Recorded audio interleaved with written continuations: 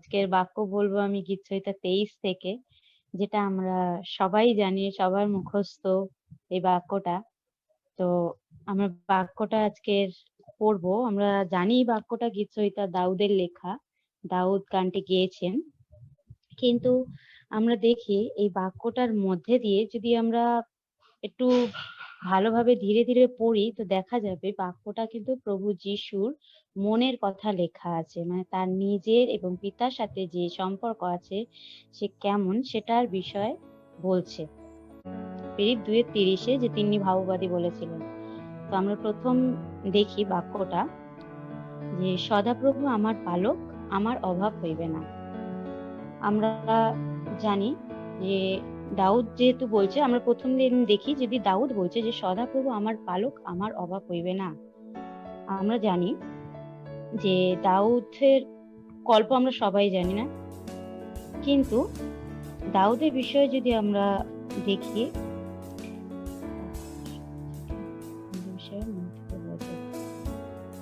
দাউদ বলেছে জীবনে যখন কাজ করে সদাপ্রভু আমার পালক। যিশু, আমি কেন বলছি এটা যিশু বলেছে, বিকজ দাউদ যখন জীবনটাকে যদি আমরা দেখি, যে দাউদের কিন্তু কোনো অভাব ছিল না। দাউদ অনেক শাউল যখন তাড়া করেছে, তার ছেলে যখন তাড়া করেছে, সে লুকিয়ে ছিল বটে, সে বিপদে ছিল বটে, কিন্তু তার কোনো অভাব ছিল না। কারণ আমি দাউদের ওটা পড়ছিলাম, তার সাথে আরো 40 জন তার সাথে ছিল, তার সৈন্যরা, তার আত্মীয় স্বজনরা।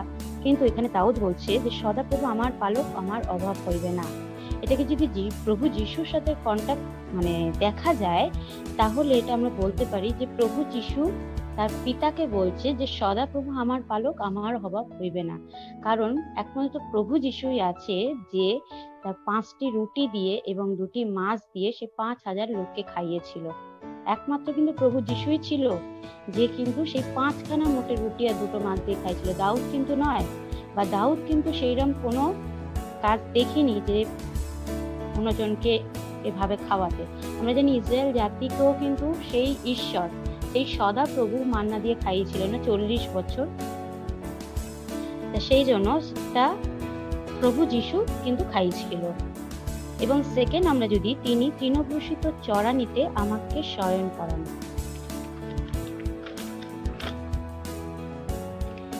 দাউদ বলেছে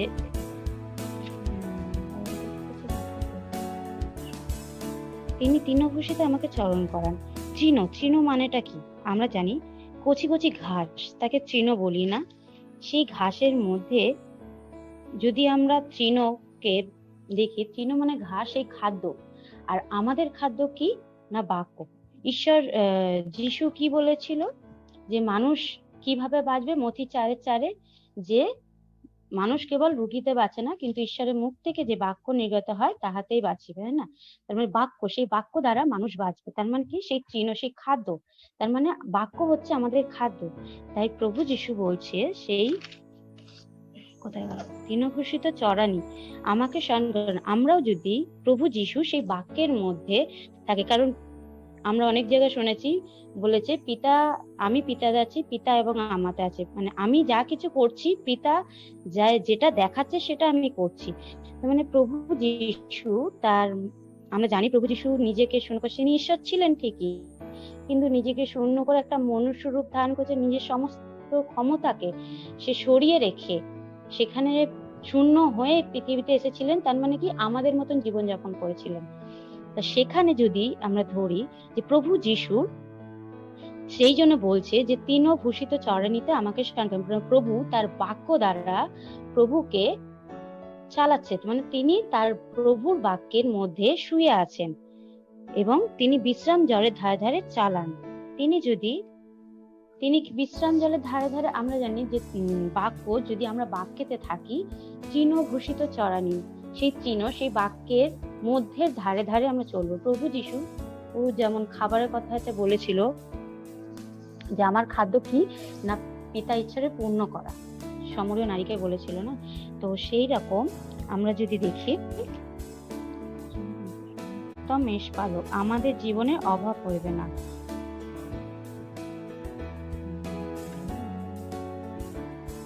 তিনি জলে সমরীয় নারীকে বলেছিল, সেই জল যখন তিনি চেয়েছিলেন, সেই জলেতে কি বলছে, তুমি যদি জানতে কে তোমাকে জল চাইছে, তাহলে তুমি আমার কাছে জীবন জল চাইতে। তার মানে কি আছে, প্রভু যিশুর কাছে জীবন জল আছে, এবং সেই জীবন জল তিনি কোথা থেকে পেয়েছেন? তিনি সেই জন্য বলছেন যে কোথায় হলো, তিনি বিশ্রাম জলের ধারে ধারে আমাকে চালান। মানে প্রভু যিশু তার বিশ্রাম জল, সে পিতার মধ্যে তিনি তার মধ্যে চলছে, তার বিশ্রামের মধ্যে তিনি চলছেন, তাই তিনি বলছেন যে তার বিশ্রাম জলের ধারে ধারে তিনি আমাকে চালান। আমরা যদি দেখি আমাদের জীবনে, আমরা যখন প্রভু যিশুর মধ্যে আছি, আমরা যখন তার বাক্যের মধ্যে আছি, আমরাও সেই বিশ্রাম জলের ধারে ধারে আমরাও চলছি। এবং তিনি বলছেন, তিনি আমার প্রাণ ফিরাইয়া আনেন, তিনি নিজের নামের জন্য আমাকে ধর্মপথে গমন করান।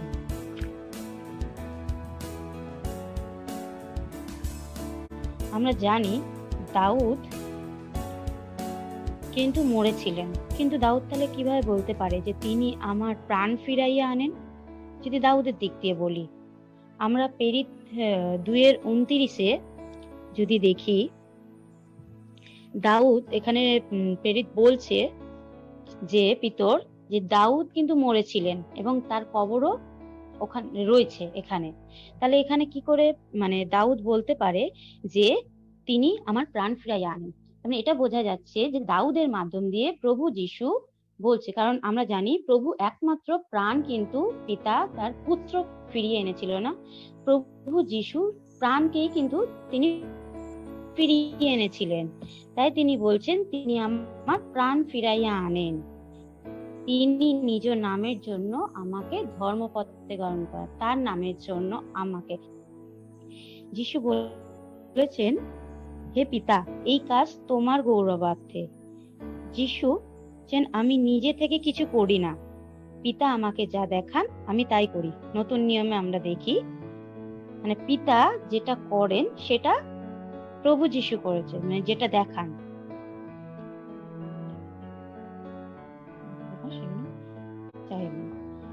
এই জন্য যে তিনি একমাত্র, প্রভু যিশুকেও কিন্তু ধর্মপথে গমন করতে হয়েছিল। কিভাবে ধর্মপথে গমন করতে হয়েছিল? আমরা জানি তিনি, আমি আরেকবার রিপিট করছি, যে তিনি শূন্য হয়ে পৃথিবীতে এসেছিলেন, প্রার্থনা করতেন। তার মধ্যে যদি দেখি তিনি প্রার্থনা করতেন, তিনি কিন্তু ছোট থেকে কিন্তু আমরা নতুন নিয়মে এটাও দেখেছি, তিনি কিন্তু নতুন মানে পুরাতন নিয়ম কিন্তু তিনি কিন্তু পড়েছেন, তিনি সমস্ত কিছু জানেন, তবুও তিনি মানুষের মতন কিন্তু সেইগুলোকে, যেরকম আমরা এই বাক্য পড়ে জানছি, আমরা প্রার্থনা করছি প্রভুর সাথে থাকার জন্য, সে প্রভুর বাক্য জানার জন্য, সেই রূপ কিন্তু তিনিও করেছিলেন। তিনিও কিন্তু ধার্মিকতা অর্জন করেছিলেন। আমরা মথিতে দেখি, আমরা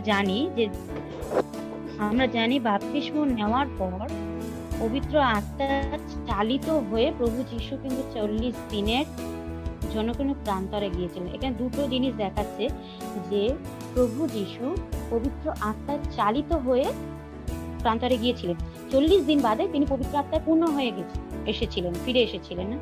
তো সেখানে আমরা দেখছি যে তিনি প্রভু যিশুকে ধর্ম পথে, পিতার নামের জন্য তাকেও ধর্মপথে গমন করতে হয়েছে। তার মানে আমরা আমাদের জীবনে যদি দেখি, যেভাবে চলতেন সেইভাবে আমরাও যদি চলি, আমরাও যদি তার বাধ্য হই, তাহলে। এবং 4 বলছে, যখন আমি মৃত্যুর ছায়ার উপত্যকা দিয়ে গমন করিব, তখনও অমঙ্গলের ভয় করিব না, কারণ তুমি আমার সঙ্গে সঙ্গে আছো। তিনি মৃত্যুর ছায়ার উপত্যকা দিয়ে গমন করব। মৃত্যুর ছায়ার উপত্যকা দিয়ে গমন করার কথা একমাত্র কিন্তু আমরা জানি প্রথম থেকে নতুন নিয়মে। যদি দাউদের কথা বলি, তিনি কিন্তু এমন পরিস্থিতি ছিল না যে মৃত্যুর ছায়ার উপত্যকা দিয়ে গমন করবেন, কিন্তু একমাত্র প্রভু যিশুই সেই মৃত্যুর ছায়া দিয়ে উপত্যকা দিয়ে গমন করেছিলেন। কার জন্য? আমাদের পাপের জন্য। সেই মৃত্যুকে বরণ করেছিলেন না, সেই যন্ত্রণা, সেই কষ্ট। আমরা গেতসেমানি বাগানে প্রভু যিশুর প্রার্থনাটা আমরা জানি যে বলেছিল, তার এতটা সে জানতো তার মৃত্যুটা কিভাবে হবে, তার কষ্ট। সে যখন চিন্তা করেছিল, সে ভেবেছিল যে তার মৃত্যুটা কতটা কষ্টকর। সেইজন্য সে মানে বলে দিয়েছিল যে, "পিতা, তোমার যদি ইচ্ছা হয় প্রাণ পাত্র ফেরো।" সেই ভয়ানক সেই মৃত্যুটা কতটা সে ফিল করেছিল। তাই সে বলছে সে নিজের বিষয়ে যে, "যখন আমি মৃত্যুর ছায়ার উপত্যকা চলিব, তখনও অমঙ্গলে ভয় করব না। কারণ তুমি আমার সঙ্গে, সঙ্গে আছো।" তিনি তার সঙ্গে, সঙ্গে সে জানে পিতা কোনদিন আমাকে ছাড়বে না। তার জন্য আমরা দেখি যখন সে প্রার্থনাটা করেছিল, পবিত্র আত্মা এসে তাকে সবল করেছিল। যখন তার ঘাম রক্ত হয়ে ঝরেছিল, সে যখন দুর্বল হয়ে পড়েছিল, তবুও সে বলেছিল, "প্রভু, আমার ইচ্ছা নয়, তোমার ইচ্ছা পূর্ণ করো।" তখনই কিন্তু সেই পবিত্র আত্মা এসে তাকে সবল করেছিল। তাকে আছে মানে সাহস জুগিয়েছিল। তো সেইজন্য ওইজন্য তিনি বলছেন যে, "তুমি আমার সঙ্গে, সঙ্গে আছো। তোমার পাঁচুনি ও তোমার যষ্টি আমাকে সান্ত্বনা করে।" সেই সান্ত্বনা, এই পবিত্র আত্মারা এসে সান্ত্বনা দিয়েছিল, সবল করেছিল, শক্তি দিয়েছিল তাকে। "তুমি আমার শত্রুগণের সাক্ষাতে ও আমার সম্মুখে মেজ সাজাইয়া থাকো।" সাক্ষাতে, আমার সাক্ষাতে এবং শত্রুগণের সাক্ষাতে মেজ সাজে। মেজ মানে আমরা জানি খাবার। এবং আমি প্রভু যিশুর থেকে যদি দেখি যে তিনি আমার সম্মুখে মেজ সাজে, মানে প্রভু যিশুর সম্মুখে মেজ সাজাতে হবে। তার শত্রুগণের সাক্ষাতে কিভাবে মেজ সাজায়, মানে সেই খাদ্য সাজায়। আমরা যদি বাক্য দেখি যে সমরীয় নারীকে যখন সে দেশে মানে গ্রামে ফিরে গিয়েছিল এবং তার শিষ্যরা তাকে খাবার দিতে গিয়েছিল, শিশুর খাবার আনার পরে যখন দিয়েছিল, তখন কি বলেছিল প্রভু যিশু, যে আমার খাদ্য এটাই যে আমার পিতার ইচ্ছাকে পূর্ণ করা। তার মানে কি, পিতার ইচ্ছাকে পূর্ণ করা। সেই বাক্য, যেটা সেই বিশ্রাম জলে ধাঁধা দিয়ে চলছে, যে তৃণভূষিত বাক্য, সেই বাক্য যেন পিতার ইচ্ছা, সেটাকে বলছে প্রভু যে আমার পিতার ইচ্ছাকে পূর্ণ করা। পিতার ইচ্ছা কি, যেন সমস্ত জগৎ যেন পুত্রের মাধ্যমে পরিত্রাণ পায়, সমস্ত জগৎ যেন পাপ মুক্ত হয়, সমস্ত জগৎ যেন পিতাকে জানতে পারে, পুত্রকে জানতে পারে, তার বাক্যকে জানতে পারে। সেটা তার পুত্রের মাধ্যম দিয়ে সেটাকে প্রকাশ করেছিল। তাই বলছে পিতার ইচ্ছাকে পূর্ণ করা। এবং শত্রুর সাক্ষাতে, এবং সেটা পরবর্তীকালে দেখি প্রভু বলেছেন আমাদেরকে যে তোমরা সমুদয় জগতে যাও এবং পিতা পুত্র পবিত্র আত্মা নামে বাপ্তায়জিত করো। এবং আরো বলেছে যে তুমি শিক্ষা নাও এবং অন্যজনকে শিক্ষা দাও। কি শিক্ষা দেবে না, সেই বাক্য, সেই তৃণভূষিত, এই তৃণভূষের সেই তৃণভূষিত চয়নে, মানে সেই ঘাস, সেই সেই ঈশ্বরের বাক্য, সেই বাক্য আমরা যেন অন্যজনকে দিই, যেমন পুত্র আমাদেরকে দিয়েছে। আমরা যখন তার বিশ্বাসে চলছি, তার বাধ্য হচ্ছি, তার কাছে প্রার্থনা করছি, তার দ্বারা পরিত্রাণ পেয়েছি, আমরাও যেন সেই বাক্য যেন আমরা যেন অন্যজনকে দিই। সেই জন্য তিনি মেজ সাজাইয়েছেন আমাদের কাছে, সেই বাক্য, সেই মেজ, সেই খাবারকে আমাদের কাছে সাজিয়েছেন পিতা ঈশ্বর তার পুত্রের মাধ্যম দিয়ে। এবং শত্রুর সাক্ষাতে যদি বলি, যে আমরা জানি যে ওখানে কিন্তু অনেকজন ছিল প্রভু যিশুর বিরুদ্ধে, কিন্তু প্রভু যিশু কিন্তু ঈশ্বর কি বলছে, কারোর মুখাপেক্ষা করে না। প্রভু যিশু প্রত্যেকের জন্য, পিতা প্রত্যেকের জন্য কিন্তু বাক্য দিয়েছে। সেই শত্রুদের সাক্ষাতে সেই মেজ, সেই বাক্যকে সাজিয়েছে। সেই বাক্য যেন আমরা যেমন পিতা যেমন পাপকে ঘৃণা করে, পাপীকে নয়, তার মানে ইসরায়েল জাতিকে, যেন সমুদয় জাতির জন্য যারা তাকে ক্রুশে দিয়েছিল, সেই মানুষের জন্য কিন্তু তিনি নিজেকে উৎসর্গ করেছিলেন, জীবন দিয়েছিলেন। সে কিন্তু শত্রু কাউকে মনে করেন, সে মনে করতে পারতো যে ও আমাকে মেরেছে, আমি ওর জন্য প্রাণ দেবো না, পিতার কাছে করতে পারতো। কিন্তু আমরা জানি পুত্র ঈশ্বর প্রত্যেকটা মানুষের জন্য, সে জানতো যে এই মানুষগুলো আমাকে ক্রুশে দেবে, এই মানুষগুলো আমার উপর দোষারোপ করবে, এই মানুষগুলো আমার উপর অত্যাচার করবে, কিন্তু সেই মানুষগুলোর জন্য তিনি প্রাণ দিয়েছিলেন, তিনি তার প্রেমকে প্রদর্শন করেছিলেন। তিনি কিন্তু প্রত্যেককে ভালোবেসেছিলেন। তাই তিনি বলছেন যে আমার এবং আমার শত্রুর সাক্ষাতে তিনি মেজ সাজিয়েছেন। তিনি শুধু আমাদের কাছে নয়, তিনি সেই মানুষগুলো যে ঈশ্বর বিরুদ্ধে আছে তাদের কাছেও মেজ সাজিয়েছে, তার বাক্যকে নিয়ে গেছে। তুমি আমার মস্তক তৈলসিক্ত করিয়াছ, আমার পান পাত্র উতলিয়া পড়িতেছে। আমরা জানি যে প্রভু যীশুকে পুরাতন নিয়মে যদি দেখি, যে কাউকে মনোনীত করার আগে, যেমন দাউদকে বলো, শৌলকে বলো, তেল দিয়ে অভিষিক্ত করছে। আমরা প্রভু যীশুকেও জানি, তাকে অভিষিক্ত মানে কি? মনোনীত। তিনি প্রভু যীশুকে বলছে যে তুমি পিতা, তুমি আমাকে অভিষিক্ত করেছো তেল দিয়ে, তুমি আমার মস্তক অভিষিক্ত করেছো এবং আমার পান পাত্র উতলিয়া পড়িতেছে। পান পাত্র মানে কি? আমরা খাবার জায়গাকে বলি না, যেটা আমরা পান করি পাত্রে। আমরা জানি প্রভু যীশুর জীবন্ত জল, সেই জল যা আরেক জায়গায় বলেছে যে আমাদের অন্তর থেকেও সেই জীবন্ত জলে অনুই বইবে।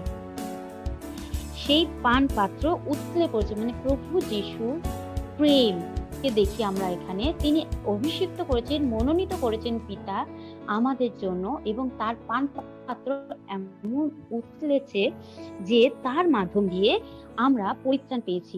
তার মাধ্যম দিয়ে, সেই জন্য পুত্র বলছে যে তুমি আমার পান পাত্র, তুমি আমার মস্তক তৈলসিক্ত করিয়াছ, আমার পান পাত্র উতলিয়া পড়িতেছে। মানে আমার পুত্রের মাধ্যম দিয়ে সেই বাক্য সেই মানুষের কাছে পৌঁছেছে।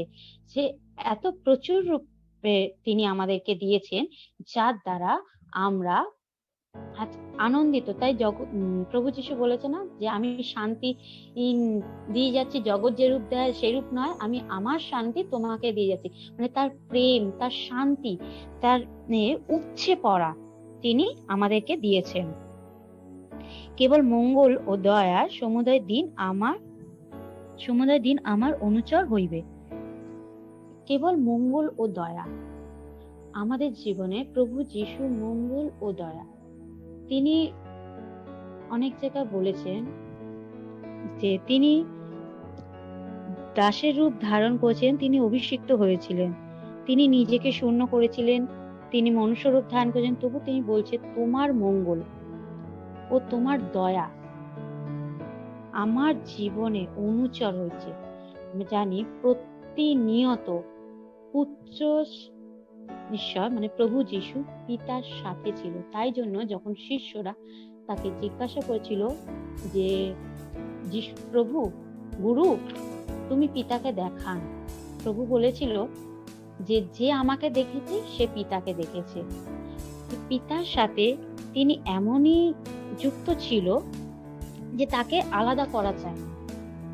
যে পিতাতে থাকে, পিতা যাহাতে তাকে, প্রভু যীশু বলেছে বারবার, সে আমাকে যে দেখেছে পিতাকে সে দেখেছে।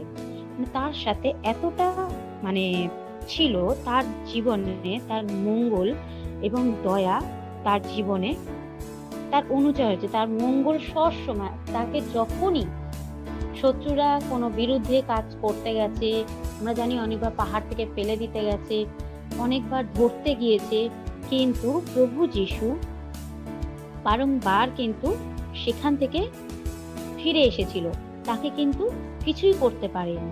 তাই সে প্রভু বলছে যে তোমার মঙ্গল ও তোমার দয়া আমার অনুচর হয়েছে, আমার পিছনে আছে, তাই আমি তোমার কথা তোমাকে প্রকাশ করতে পারছি, ওতে তোমার মহিমা আমি জগৎকে দেখাতে পারছি। এবং আর আমি সদাপ্রভুর গৃহে চিরকাল বসতি করব। আমি যদি দাউদকে দেখি, তিনি কিন্তু সদাপ্রভুর গৃহে চিরকাল বসতি, এইভাবে কিন্তু আমরা অতটা বলতে পারিনি। একমাত্র আমরা দেখি যে সদাপ্রভুর গৃহে প্রভু যীশু বসতি, কারণ আমরা বাক্যে দেখি যে তিনি 3 দিন পর জীবিত হয়ে 40 দিন পর যখন স্বর্গারোহণ হয়েছিলেন, পিতার পাশে তিনি বসে আছেন এবং আমাদের জন্য প্রার্থনা করছিলেন, আমাদের জন্য প্রার্থনা করছেন। তাহলে আমরা জানতে পারি যে সদাপ্রভুর গৃহে চিরকাল কিন্তু একমাত্র পুত্র রয়েছে, চিরকাল বসতি করছে, এবং তার মাধ্যম দিয়ে আমরা বসতি করব। প্রথমে কিন্তু তার পুত্রকে চিরকাল স্থান দিয়েছে। প্রথমে কিন্তু পুত্র সেই স্বর্গে উঠেছে। প্রথমে কিন্তু পুত্র জীবিত হয়েছেন এবং পিতার ডান দিকে একমাত্র পুত্র কিন্তু চিরকাল রয়েছে। এবং প্রকাশিত বাক্য আমার এখন মনে পড়ছে না, এক জায়গায় বলেছে যে পিতা আমাকে যে মহিমা দিয়েছে, যখন পুত্র আসবে সেই সমস্ত লোকটাকে নিয়ে যাবে এবং পিতার যে মহিমা পুত্রকে দিচ্ছিল সেই মহিমা তার পিতার কাছে সমর্পিত করবে এবং পুত্র ফিরে যাবে। আমরা জানি, বাক্যটা আমার ঠিক এখন মনে পড়ছে না কোথায় আছে, পড়েছিলাম, লিখতে ভুলে গেছি। তো আমরা দেখি পুত্র এখনো পর্যন্ত সেইখানে আছে এবং একদিন সেখান থেকে ফিরে যাবে। এবং আমরা জানি তিনি বলেছিলেন যে আমি পিতার কাছে যাচ্ছি এবং তোমার জন্য স্থান প্রস্তুত করছি। পুত্রের মাধ্যম দিয়ে আমরাও সেই চিরকালের জন্য বসতি করব, কিন্তু প্রথমে তিনি পুত্রকে তুলেছিলেন। তাই তিনি বলছেন যে আমি সদাপ্রভুর গৃহে চিরকাল বসতি করিব। আমাদের জীবনে আমাদের অনেক কিছু ট্রাবল আছে, অনেক কিছু আছে। আমি এইটুকুনি পেয়েছি বাক্যের মাধ্যম দিয়ে। আমি আমার কিছুতে আমার জীবনের যেটা ঈশ্বর কথা বলেছে, আমাদের জীবনে অনেক পরিস্থিতি আসে, অনেক সময় সংসারের দিক দিয়ে, অনেক সময় বাইরের দিক দিয়ে, আমাদের প্রলোভন বলো, পরীক্ষা বলো, অনেক বিপদ আসে। কিন্তু অনেক সময় মনে হয় যে এত কষ্ট যে আমাদের জীবনকে শেষ করে দেয়। আজকে জগৎ কি করছে, একটুখানি কষ্ট হলে জীবনকে শেষ করে দিচ্ছে। আমাদের প্রার্থনা করি না, ছেলে মেয়েরা নিজেদেরকে শেষ করে দিচ্ছে, কিন্তু আমরা এখানে আমরা যদি দেখি, পিতা বলছে যখন আমি মৃত্যুর ছায়ার উপর তাকা দিয়ে চলবো তখনও অমঙ্গলের ভয় করবো না। আমরা জানি আমরাও যখন এই কষ্টে, এই কোভিডের মাধ্যম দিয়ে, যা কিছু কষ্টের মাধ্যম দিয়ে আমরা যাচ্ছি, আমরা ভয় করব না। আমাদের জীবনে যদি সেই মৃত্যু আসে, যদি বা আমাদের কোভিড হয়ে যায়, আমাদের মৃত্যু যদি চলে আসে বা কোনো কিছু হয়, আমরা ভয় করব না। কারণ পিতা তার পুত্রের মাধ্যম দিয়ে আমাদের বলছে তিনি আমাদের সঙ্গে সঙ্গে আছে। পুত্র সেই প্রভু যীশু বাক্যতে বলেছে যে পিতা যাকে আমাকে দেয় আমি কোনো মতে তাকে বাইরে ফেলিব না। তাই জানি পুত্র আমাদের সাথে আছে। তাই আমরা কোনো দিন এই মৃত্যুর ভয় করব না, অমঙ্গলের ভয় করব না। কারণ আমরা বিশ্বাস করি, আমরা জানি যে সেই পুত্র, সেই যীশু আমাদের সঙ্গে সঙ্গে আছে এবং আমাদের প্রতি মুহূর্তে সেই সেই বাক্য আমাদেরকে সান্ত্বনা করছে। আমাদের আমরা কোন জিনিসে না বাক্য থেকে পাই না, যদি কষ্টে থাকি সান্ত্বনার বাক্য আমাদের কাছে আছে। কোনো যদি বিপদ আসে সেটার কিভাবে আমরা বাঁচবো সেটা বাক্যের মধ্যে আছে। কিভাবে আমরা চলবো সেটা প্রভু যীশুর মাধ্যম দিয়ে আমরা দেখেছি।